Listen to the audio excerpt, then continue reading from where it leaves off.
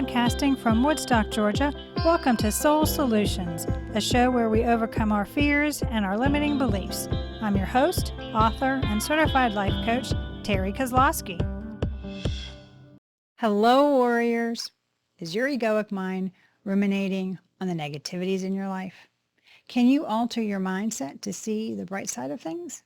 I have an exercise to help you hear your soulful voice and adjust your mindset by reframing your perspective. The link to download this free tool is in the show notes. Don't allow the egoic voice to keep you distracted from living the life you want. Now let's start this week's episode. Episode 157, Creating and Using Fond Memories for Less Stress and More Happiness. You accumulate memories as you age. Some of those are magnificent gems that you return to and visit, like the birth of a child, while others bother you like a leaky faucet in the middle of the night. Plunk, plunk, plunk. It's eerily annoying and difficult to turn off at 3 a.m. How then do we repair this faucet?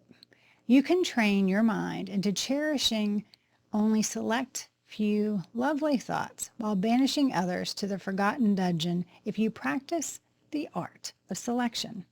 According to science, emotions both etch memories into the brain and distort it. What are you to do with the oddly shaped puzzle pieces that make up your existence?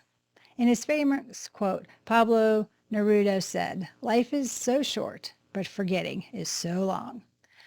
In fact, I disagree with the well-known poet.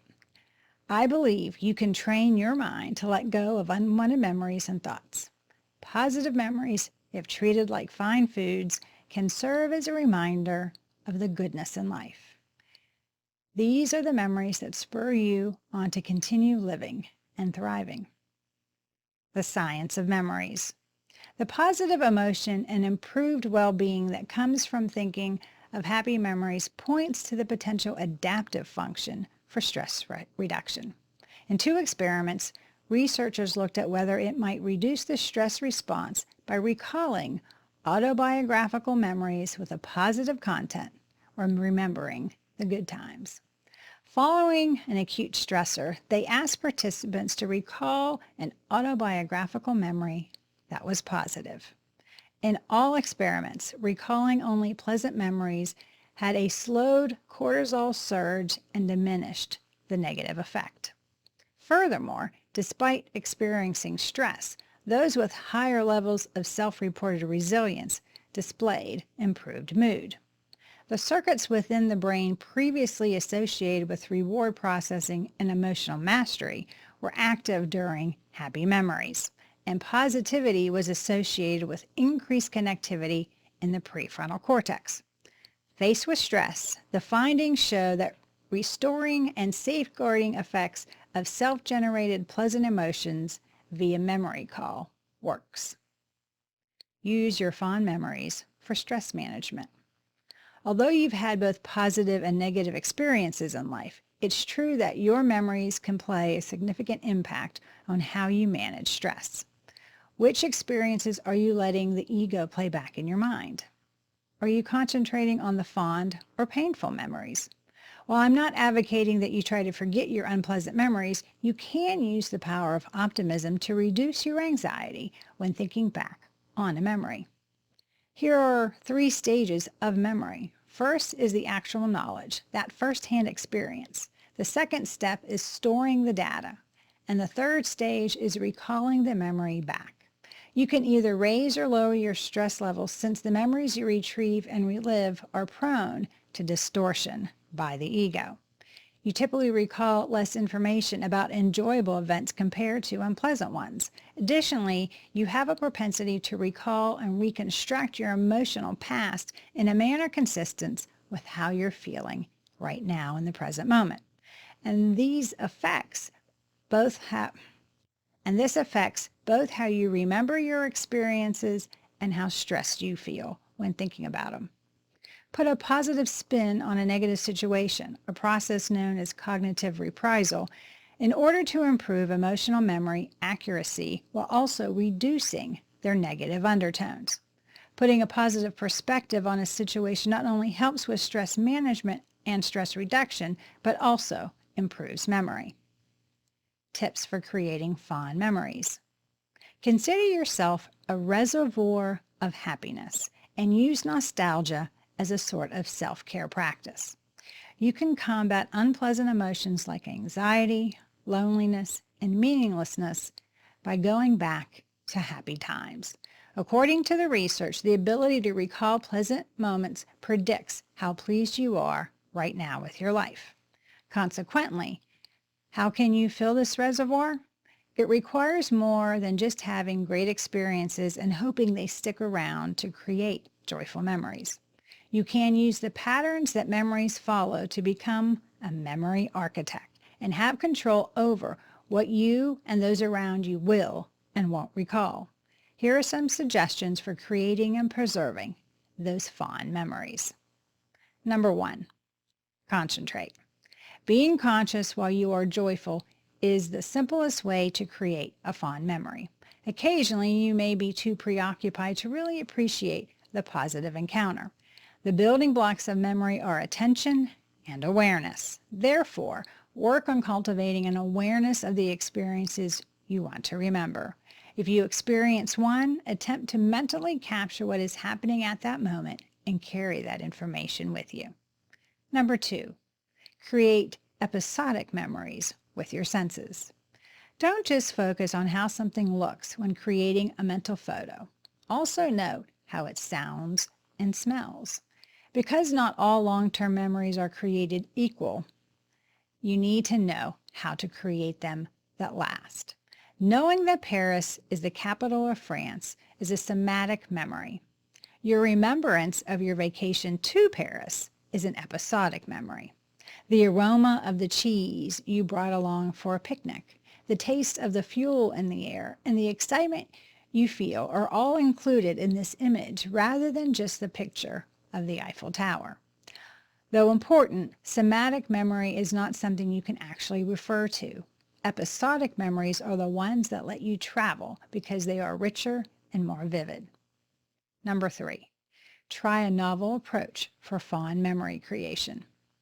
Memory is not the benefit of going with the tried and true way of doing things. First-time events stick in your memory considerably better than routine activities. In order to build lasting memories, it's a good idea to seek new experiences. This doesn't imply that every time you want to make a memory, you have to travel to far-off places or engage in novel activities.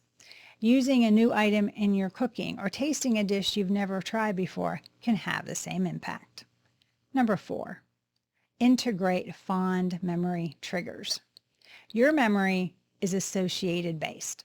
When you hear something, smell something, or see something, it makes you think of other things. As a result, you need to incorporate memory triggers and anchors into your daily routine. Making keepsakes out of commonplace items is only one example of how you can achieve this. Mnemonics can be woven into your life by renaming locations after a memorable personal event that occurred there, or by creating your own festivities around historic occasions. Organizing a moon landing picnic on July 20th, for instance, will help you remember your pleasant experience when the moon landing is mentioned. Number 5, use emotions to highlight memories. You can recall emotional events. Things are unforgettable because of all the emotions, not just enjoyable ones.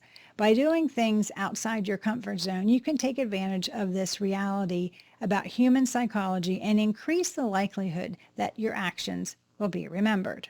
Even though most individuals avoid uncomfortable or unpleasant circumstances, adding a little discomfort to your experiences might enhance their lasting power. Do you find public speaking intimidating? If you force yourself to do it anyway, you'll most certainly remember the experience. You want someone to remember what you said? Tell them at the top of a roller coaster. Number 6, reflect frequently on fond memories. Memories aren't kept in perfect shape in some tangible brain vault once you have stored them.